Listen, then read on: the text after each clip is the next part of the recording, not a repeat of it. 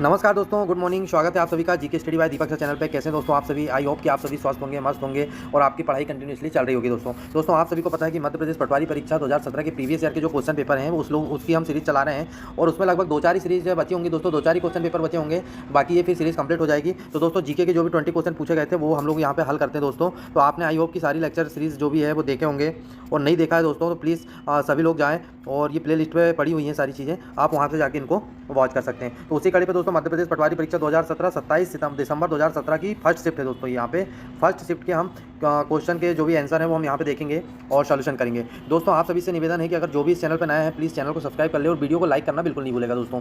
ठीक है दोस्तों, आई होप कि आपको सीरीज़ में काफ़ी इंटरेस्ट आ रहा हो और देख के काफ़ी अच्छी लग रही हो। अगर आप कुछ और चाहते हैं कि कुछ और पढ़ाया जाए तो प्लीज़ आप कमेंट बॉक्स में हमें कमेंट पिन कर सकते हैं। इसी के साथ दोस्तों आपके सभी एग्जामों को, मध्य प्रदेश पीईवी के सभी एग्जामों को दृष्टिकोण में रखते हुए दोस्तों हमने मध्य प्रदेश के जो भी 52 जिले हैं, डेली 1 बाई 1 एक जिला, आज ही हमने दोस्तों सुबह सीहोर जिले का एक वीडियो अपलोड किया है। तो ऐसे जिले वाइज का दोस्तों जो इंपॉर्टेंट फैक्ट्स हैं वो हम सारे जिले वाइज के इंपॉर्टेंट फैक्ट्स यहाँ पे डिस्कस करेंगे। तो आप सभी से उम्मीद है कि आपने वो वीडियो लेक्चर की सीरीज देखा होगा। अगर नहीं देखा होगा दोस्तों तो प्ले लिस्ट में सारी वीडियो अवेलेबल है, आप वहाँ जाके उन वीडियो को वॉच कर सकते हैं। ठीक है दोस्तों, तो चलिए आज हम 27 दिसंबर 2017 की फर्स्ट शिफ्ट के हम जो भी यहाँ पे क्वेश्चन पूछे गए थे मध्य प्रदेश पटवारी में, उनके हम यहाँ पे आंसर देख लेते हैं। आई होप कि आपको ये चीज़ें पसंद आएगी। तो चलते हैं फटाफट से पहले क्वेश्चन की ओर। दोस्तों पहला क्वेश्चन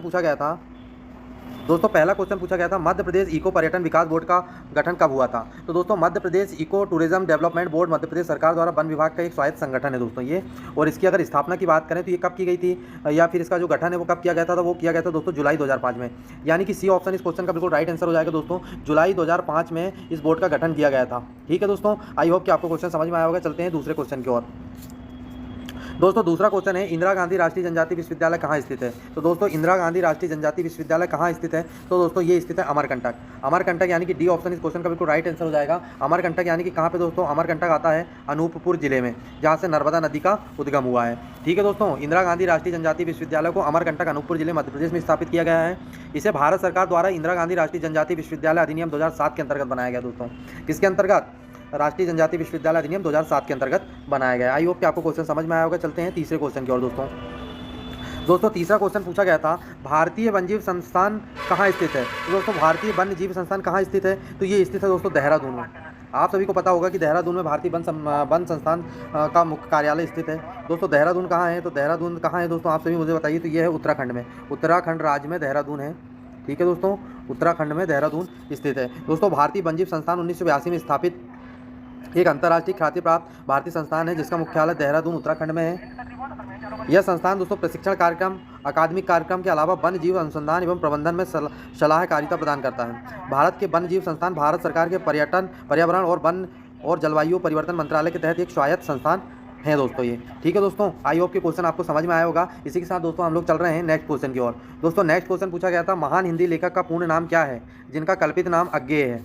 तो दोस्तों कौन है ऐसे महान लेखक, हिंदी के लेखक जिनका पूर्ण नाम बताना है और उनका जो कल्पित नाम है या छोटा नाम है या फिर निक नेम है वो है अज्ञेय है।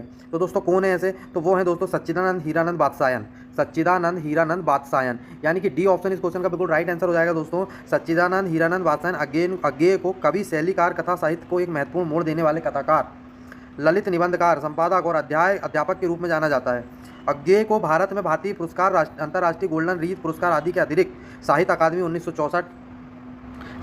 1964, ज्ञानपीठ पुरस्कार की बात करें तो ये 1978 में इससे सम्मानित किया गया था। साहित्य पुरस्कार साहित्य अकादमी से 1964 में और ज्ञानपीठ पुरस्कार से अगर बात करें तो 1978 में इनको सम्मानित किया गया था दोस्तों। ठीक है दोस्तों, तो इसी के साथ हम लोग चल रहे हैं नेक्स्ट क्वेश्चन की ओर। नेक्स्ट क्वेश्चन पूछा गया था दोस्तों भारत में पूर्व की ओर बहने वाली कौन सी दो प्रमुख नदियों का उद्गम पश्चिमी घाटों से होता है। तो बताइए दोस्तों भारत में पूर्व की ओर बहने वाली दो प्रमुख नदियों का उद्गम पश्चिमी घाटों से होता है, तो वो नदियां कौन सी हैं दोस्तों? वो नदियां हैं गोदावरी और कृष्णा, यानी कि डी ऑप्शन इस क्वेश्चन का बिल्कुल राइट आंसर होने वाला है दोस्तों। गोदावरी दक्षिण भारत की एक प्रमुख नदी है, दक्षिण की गंगा के नाम से भी इसे जाना जाता है। यह दूसरी प्रायद्वीपीय नदी में से सबसे बड़ी नदी है जिसे दक्षिण की गंगा भी कहा जाता है। इसकी उत्पत्ति पश्चिमी घाट के त्र्यंबकेश्वर पहाड़ी से त्र्यंबकेश्वर नामक स्थान के त्र्यंबक पहाड़ी से हुई है। यह नदी दक्षिण भारत के पश्चिमी घाट से लेकर पूर्वी घाट तक प्रवाहित होती है तथा कृष्णा भारत में बहने वाली एक नदी है। यह पश्चिमी घाट के पर्वत महाबलेश्वर से निकलती है। महाबलेश्वर भी कहाँ है दोस्तों? महाराष्ट्र में। ठीक है, महाबलेश्वर से निकलती है। इसकी लंबाई प्राय दोस्तों अगर देखा जाए तो 1290 किलोमीटर है। यह दक्षिण पूर्व में बहती हुई बंगाल की खाड़ी में जाकर गिरती है, जबकि नर्मदा की महाकाल पर्वत के अमरकंटक शिखर से उत्पत्ति हुई है। दोस्तों ये थोड़ा सा गड़बड़ है, जो मैं फैक्ट्स मैंने देखा है वो गड़बड़ है, आप नर्मदा पर ना जाएं। यह जो 1290 किलोमीटर इसकी लंबाई है किसकी, कृष्णा की, या ना। ठीक है दोस्तों, बस यहीं तक ही क्वेश्चन को हम समाप्त करते हैं। आई होप कि आपको क्वेश्चन समझ में आया होगा। अगर जानकारी अच्छी लग रही हो दोस्तों तो वीडियो को लाइक करें और चैनल को सब्सक्राइब करना बिल्कुल नहीं भूलेंगे दोस्तों, क्योंकि दोस्तों इसके अलावा इस क्वेश्चन में इंपॉर्टेंट जानकारी नहीं है, इसलिए हम क्वेश्चन को यहीं पे ब्रेक कर रहा हूँ। ठीक है दोस्तों, चलते हैं अगले क्वेश्चन की ओर। दोस्तों अगला क्वेश्चन है विश्व प्राथमिक चिकित्सा दिवस। विश्व प्राथमिक चिकित्सा दिवस प्रत्येक वर्ष खालिस्तान को मनाया जाता है। तो दोस्तों विश्व प्राथमिक चिकित्सा दिवस प्रत्येक वर्ष कब मनाया जाता है? तो दोस्तों ये मनाया जाता है दोस्तों 11 सितंबर को, यानी कि सी ऑप्शन इस क्वेश्चन का बिल्कुल राइट आंसर हो जाएगा। दोस्तों 11 सितंबर को हर वर्ष संपूर्ण विश्व में 11 सितंबर को अंतर्राष्ट्रीय प्राथमिक चिकित्सा दिवस अथवा विश्व प्राथमिक चिकित्सा दिवस के रूप में मनाया जाता है। किसी रोग के होने या चोट लगने पर किसी अप्रशिक्षित व्यक्ति द्वारा जो सीमित उपचार किया जाता है उसे प्राथमिक चिकित्सा कहते हैं। इसका उद्देश्य कम से कम साधनों में इतनी व्यवस्था करना होता है कि चोटग्रस्त व्यक्ति को सम्यक इलाज कराने की स्थिति में लाने में लगने वाला समय कम से कम नुकसान हो। अतः प्राथमिक चिकित्सा प्रशिक्षित या अप्रशिक्षित व्यक्तियों द्वारा कम से कम साधनों में किया गया सरल उपचार होता है दोस्तों। ठीक है दोस्तों, इसी के साथ हम लोग चल रहे हैं नेक्स्ट क्वेश्चन की ओर। और नेक्स्ट क्वेश्चन पूछा गया था दोस्तों खालिस्तान में सांसद द्वारा 42वां संविधान संशोधन अधिनियम अपनाया गया। तो दोस्तों खालिस्तान में सांसद द्वारा कब अपनाया गया, किस ईयर में, ये आपसे पूछा गया क्वेश्चन पे।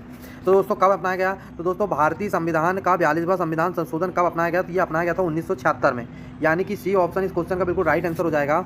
भारतीय संविधान का 42वां संविधान संशोधन अधिनियम 1976 में अपनाया गया। इस अधिनियम द्वारा संविधान में अनेक महत्वपूर्ण संशोधन किए गए। संविधान की प्रस्तावना में समाजवादी, धर्मनिरपेक्ष और एकता और अखंडता आदि शब्द जोड़े गए। सभी नीति निर्देशक सिद्धांतों को मूल अधिकारियों पर सर्वोच्चता सुनिश्चित की गई है दोस्तों। आई होप कि आपको जानकारी समझ में आई होगी। इसी के साथ दोस्तों हम लोग चल रहे हैं नेक्स्ट क्वेश्चन की ओर।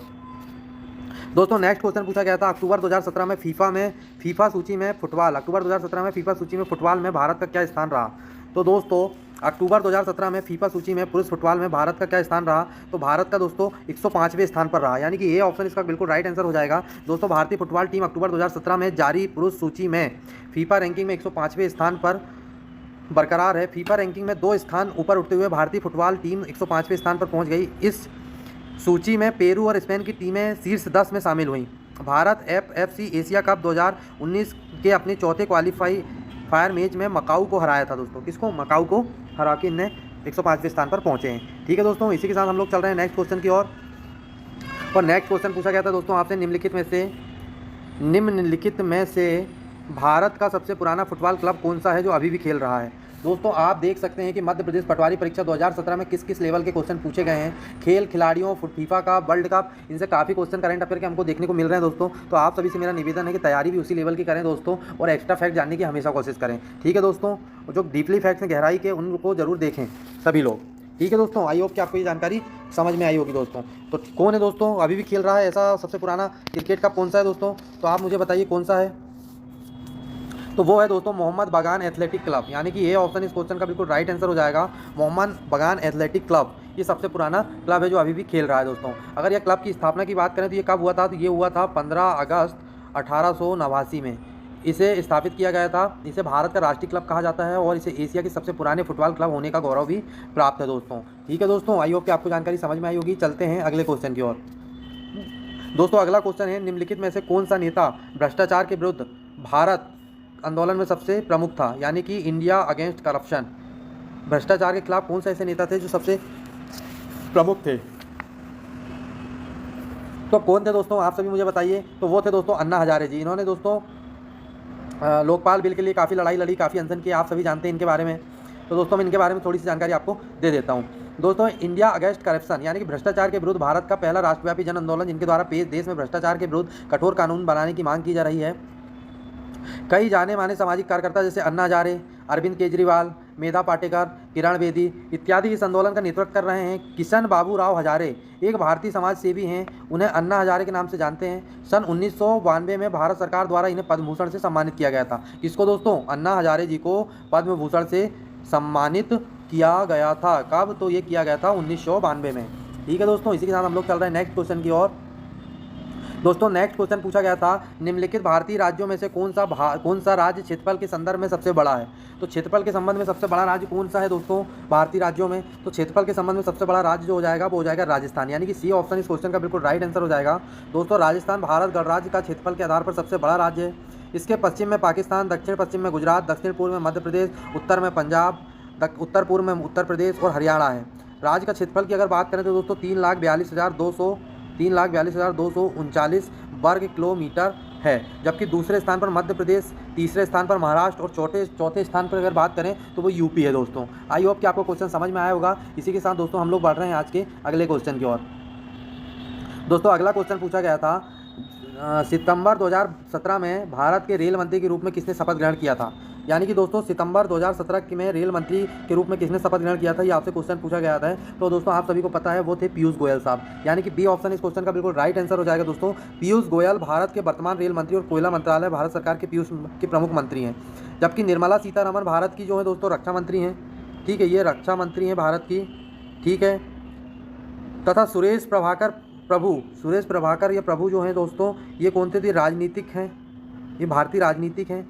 और महेश वर्मा वर्तमान में भारत के वाणिज्य मंत्री भी। कौन, ये जो सुरेश प्रभु है ना दोस्तों ये भारतीय राजनीतिक हैं और वर्तमान में भारत के वाणिज्य मंत्री हैं, ठीक है। ये महेश वर्मा अभी प्रेजेंट में तो कोई नहीं है मेरे नॉलेज में। अगर आपको ऐसा लगता है कि ये कुछ है तो आप मुझे कमेंट बॉक्स में कमेंट करके बता सकते हैं, ठीक है दोस्तों। इसी के साथ हम लोग चल रहे हैं आज के अगले क्वेश्चन की ओर। और अगला क्वेश्चन पूछा गया था, कौन सी भारतीय फिल्म 2018 ऑस्कर के लिए आधिकारिक रूप से नामांकित की गई है। तो कौन सी भारतीय फिल्म है दोस्तों जो 2018 के ऑस्कर के लिए आधिकारिक रूप से नामांकित की गई है। तो दोस्तों वो फिल्म है न्यूटन। यानी कि डी ऑप्शन बिल्कुल राइट आंसर है। और मैं आपको ऐसा श्योर दोस्तों कह सकता हूँ कि वो क्वेश्चन रिपीट हुआ है, पहले भी कुछ प्रीवियस ईयर के पेपरों में दोस्तों ये क्वेश्चन पूछा गया है। मध्य प्रदेश पटवारी की ही मैं बात कर रहा हूँ, ठीक है दोस्तों। न्यूटन फिल्म को भारत की तरफ से विदेश भाषा में सर्वश्रेष्ठ फिल्म के ऑस्कर सम्मान के लिए आधिकारिक एंट्री मिली थी। राजकुमार राव की समीक्षाओं और प्रशंसित फिल्म न्यूटन आधिकारिक रूप से ऑस्कर 2018 के लिए नामांकित की गई। न्यूटन को फिल्म फेडरेशन ऑफ इंडिया की तरफ से ऑस्कर अवार्ड्स में बेस्ट फॉरेन फिल्म की श्रेणी के लिए भेजा गया दोस्तों। तो आई होप कि आपको क्वेश्चन समझ में आएगा। सभी लोगों से मैं निवेदन करना चाहता हूं दोस्तों, जो भी इस चैनल पर नया है प्लीज़ चैनल को सब्सक्राइब जरूर कर लें। और अगर वीडियो अच्छा लग रहा है तो वीडियो को लाइक करना बिल्कुल ना भूलें दोस्तों। सभी से मेरी विनम्र प्रार्थना है कि चैनल को सभी लोग सब्सक्राइब जरूर कर लेंगे। चलते हैं नेक्स्ट क्वेश्चन की ओर। दोस्तों नेक्स्ट क्वेश्चन है, हिंदुस्तान एरोनॉटिक्स लिमिटेड का मुख्यालय कहाँ स्थित है। तो दोस्तों हिंदुस्तान एरोनॉटिक्स लिमिटेड का मुख्यालय की अगर बात करें तो ये स्थित है दोस्तों बेंगलुरु में। यानी कि बी ऑप्शन इस क्वेश्चन का बिल्कुल राइट आंसर हो जाएगा दोस्तों। हिंदुस्तान एरोनॉटिक्स लिमिटेड का मुख्यालय बेंगलुरु में है। यह भारत के एक सार्वजनिक प्रतिष्ठान है जो हवाई संयंत्र निर्माण करता है। दिसंबर 1940 में भूतपूर्व मैसूर राष्ट्रीय राज एवं असाधारण दूरदृष्टा उद्यमी श्री सेठ बालचंद हीरानंद के सहयोग से बेंगलुरु में शुरू किया गया। टच एल की आपूर्तियाँ सेवाएं प्रमुख रूप से भारतीय रक्षा सेनाओं, तटरक्षक तथा सीमा सुरक्षा बल के लिए हैं। भारतीय विमान वाहकों तथा राज्य सरकारों को भी परिवहन विमानों तथा हेलीकॉप्टरों की आपूर्ति की गई है, ठीक है दोस्तों। इसी के साथ हम लोग चल रहे हैं नेक्स्ट क्वेश्चन की ओर। और नेक्स्ट क्वेश्चन पूछा गया था दोस्तों, तवा जलाशय खालिस्तान के निकट स्थित है। तो तवा जलाशय किसके निकट स्थित है दोस्तों, आप सभी मुझे बताएंगे। तो जो तवा जलाशय है ना दोस्तों ये कहाँ पे स्थित है, तो ये सतपुड़ा राष्ट्रीय उद्यान और बोरी अभ्यारण्य के पास में स्थित है। कौन सा, सतपुड़ा राष्ट्रीय उद्यान। यानी कि ए ऑप्शन इस क्वेश्चन का दोस्तों बिल्कुल राइट आंसर हो जाएगा दोस्तों। मध्य प्रदेश में होशंगाबाद जिले के सतपुड़ा के पर्वतों के बीच से निकलने वाली तवा नदी पर यह बांध बना है। तवा नदी नर्मदा की सहायक नदी है जो कि होशंगाबाद के पास नर्मदा में मिलती है। नर्मदा से मिलने से करीब 40 किलोमीटर पहले तवा नदी पचमढ़ी से निकली देनवा नदी से मिलती है। तवा और देनवा के संगम पर ही यह बांध बना है। तवा जलाशय के निकट ही सतपुड़ा राष्ट्रीय उद्यान और बोरी वन्यजीव अभ्यारण्य स्थित है। सतपुड़ा राष्ट्रीय उद्यान प्रोजेक्ट टाइगर में सम्मिलित है। वहीं बोरी वन्यजीव अभ्यारण्य भारत के प्राचीन अभ्यारण्यों में से एक है। यह अभ्यारण्य मध्य प्रदेश के होशंगाबाद जिले के सतपुड़ा क्षेत्र में फैला हुआ है। इसे दोस्तों 1865 में वन्यजीव अभ्यारण्य का दर्जा दिया गया है। यह 518 स्क्वायर किलोमीटर में फैला हुआ है। इसके पश्चिमी में तवा नदी बहती है, ठीक है दोस्तों। आई होप कि आपको ये क्वेश्चन समझ में आया होगा। अगर वीडियो लेक्चर आपको पसंद आया होगा दोस्तों तो वीडियो को लाइक और चैनल को जरूर सब्सक्राइब कर लें अभी की अभी, और बेल आइकन दबाना बिल्कुल नहीं भूलें दोस्तों, ठीक है। इसी के साथ हम लोग चल रहे हैं नेक्स्ट क्वेश्चन की ओर। नेक्स्ट क्वेश्चन पूछा गया था, शिवपुरी किस राजवंश से संबंधित राजाओं का अखेट गाह शिकार स्थान था। तो शिवपुरी किस राजवंश से संबंधित राजाओं का अखेट गाह शिकार स्थान था। अखेट गाह को ही शिकार स्थान बोलते हैं दोस्तों। किसका था, तो कौन से राजा थे, तो वो राजा थे दोस्तों, राजा नहीं थे कि राजवंश के बारे में बात की गई है तो वो मुगल साम्राज्य के राजा थे। यानी कि ये ऑप्शन इस क्वेश्चन का बिल्कुल राइट आंसर हो जाएगा दोस्तों। शिवपुरी में ग्वालियर के सिंधिया वंश की समर कैपिटल थी। वे शिवपुरी में गर्मियों के दिनों में यहाँ रहने के लिए आया करते थे। शिवपुरी के घने जंगलों में मुगल सम्राट शिकार खेलने आते थे। अकबर ने यहीं से हाथियों की विशाल झुंड और शेरों को पकड़ा था दोस्तों, ठीक है। आई होप कि आपको क्वेश्चन समझ में आया होगा दोस्तों। जो भी इस चैनल पर नया है प्लीज़ चैनल को सब्सक्राइब जरूर कर ले। आपको निश्चित ही इस चैनल से काफ़ी ज़्यादा इंपॉर्टेंट मदद मिलने वाली है। और जो भी दोस्तों अभी जिले के वीडियो डाले जा रहे हैं प्लीज़ उन वीडियो लेक्चरों को आप जरूर वॉच करेंगे, ठीक है दोस्तों। इसी के साथ चलते हैं हम आज के अगले क्वेश्चन की ओर। दोस्तों अगला क्वेश्चन पूछा गया था, मध्य प्रदेश के किस स्थान में गढ़ाकोटा किला है। मध्य प्रदेश के किस स्थान में गढ़ाकोटा किला है। तो दोस्तों मध्य प्रदेश के किस स्थान में गढ़ाकोटा किला है, तो वो है सागर में दोस्तों। कहाँ पे, यानी कि डी ऑप्शन इस क्वेश्चन का बिल्कुल राइट आंसर हो जाएगा। गढ़ाकोटा सागर जिले की एक तहसील है जो अपने किले के लिए भी जाना जाता है।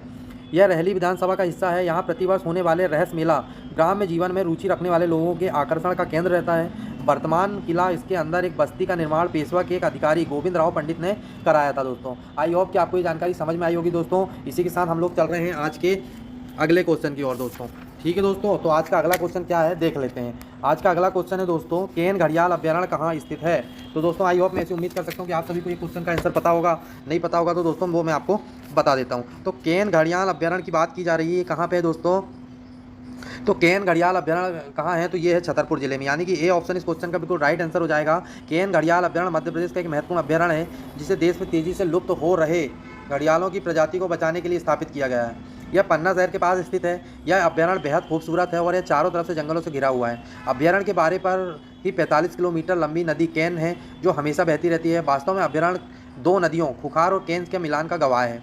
इस अभ्यारण्य को आम जनता के लिए 1985 में खोल दिया गया था। यहाँ घड़ियालों के अलावा और भी प्रकार के जीव व सरीसृप का प्राकृतिक घर है। इस सेंचुरी में 6 मीटर लंबे मगरमच्छ भी पाए गए हैं या देखे जाते हैं। ठीक है दोस्तों, आई होप कि आपको क्वेश्चन समझ में आया होगा। चलते हैं नेक्स्ट क्वेश्चन की ओर।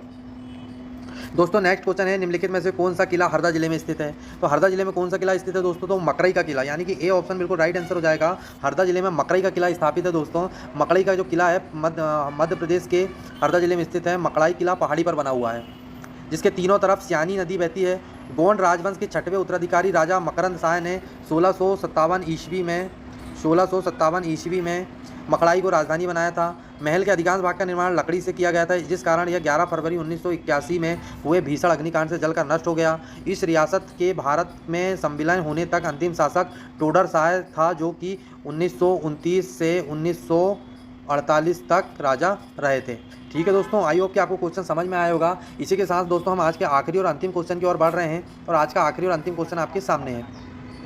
वो क्या है दोस्तों, दतिया में वीर सिंह महल में कुल कितने तल हैं। तो दोस्तों दतिया में जो वीर सिंह महल है उसमें कुल कितने तल हैं, ये क्वेश्चन आपसे पूछा गया है। तो उस किले में दोस्तों उस महल में टोटल 7 तल हैं, यानी कि ए ऑप्शन इस क्वेश्चन का बिल्कुल राइट आंसर हो जाएगा। एक किंवदंती के अनुसार इस महल में भूमि के नीचे 7 मंजिलें हैं। पूरा महल 9 खंडों का है।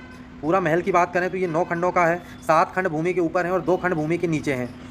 महल के भूतल के नीचे की मंजिलों में जाने के लिए सीढ़ियाँ बनी हैं, किंतु नीचे जाने का रास्ता बंद कर दिया गया है। दतिया में स्थित इस 7 मंजिला महल, जिसे पुराना महल के नाम से जाना जाता है, इस महल को ओरछा के विख्यात बुंदेला राजा वीर सिंह जूदेव बुंदेला ने आज से लगभग 400 वर्ष पूर्व बनवाया था। इस महल के दरवाजे पर ना तो पट हैं, ना पानी व प्रकाश की कोई व्यवस्था नहीं है। कहते हैं कि निर्माण के बाद इस राज परिवार का कोई अन्य व्यक्ति भी नहीं रह सका इस पे। ठीक है दोस्तों, आई होप कि आपको क्वेश्चन समझ में आया होगा।